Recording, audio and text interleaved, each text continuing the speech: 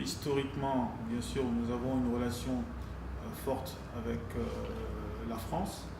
Donc les investisseurs français ont été pionniers et continuent à être très présents au Mali.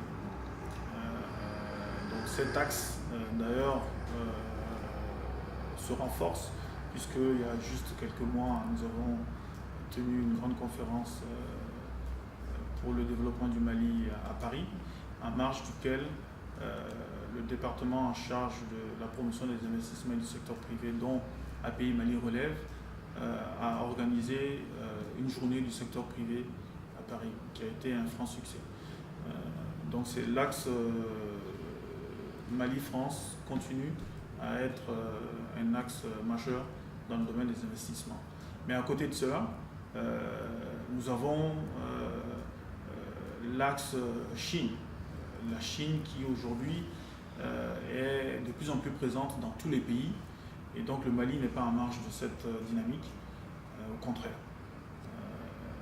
Mais au-delà, nous avons aussi, nous travaillons aussi sur le développement d'autres axes de collaboration bilatérale entre le Mali et des pays amis.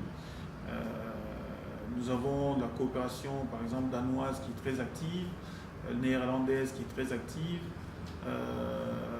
Nous travaillons sur un axe avec l'Allemagne pour renforcer cela. Et nous avons des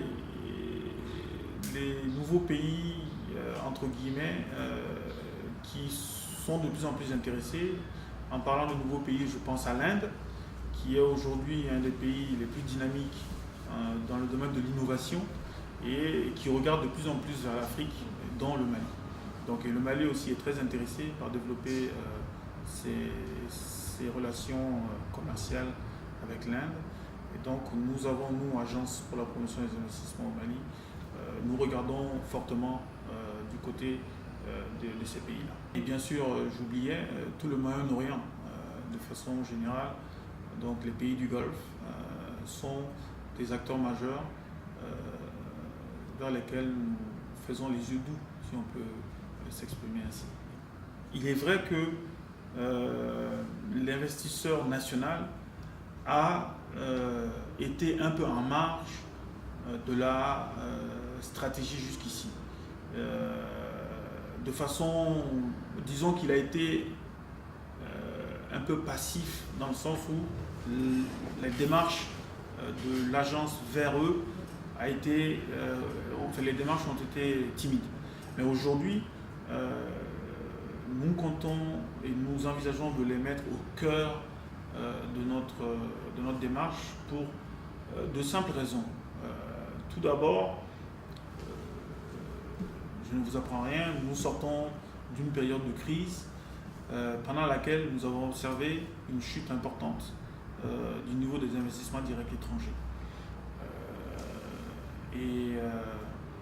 Et nous en tirons la leçon suivante, c'est de dire si ces investissements étaient portés par des nationaux, les niveaux allaient certainement baisser, mais pas autant que nous l'avons constaté. Donc ça, c'est un premier argument qui fait que nous devons réorienter notre stratégie. La deuxième raison majeure aussi, c'est que quand la diaspora malienne, que nous considérons comme investisseurs locaux, même s'ils sont à l'étranger, mais ce sont des Maliens, génère des flux financiers extrêmement importants, qui aujourd'hui sont estimés à des niveaux de 2 fois plus que le niveau des investissements directs au Mali. Donc nous nous disons que si nous arrivons à mobiliser une partie de ces flux financiers destinés à l'investissement dans notre pays, et notamment à l'investissement productif, cela permettrait de changer significativement la donne. Voilà pourquoi l'investisseur national, incluant le Malien de la diaspora, est au cœur de nos stratégies. Et d'ailleurs, depuis maintenant 6 mois, en notant que je suis ici depuis le mois de février 2015. Et depuis 6 mois, à chaque déplacement que je fais à l'extérieur du Mali, je mets dans mon agenda un entretien avec la diaspora malienne. Et cela va se renforcer avec le temps.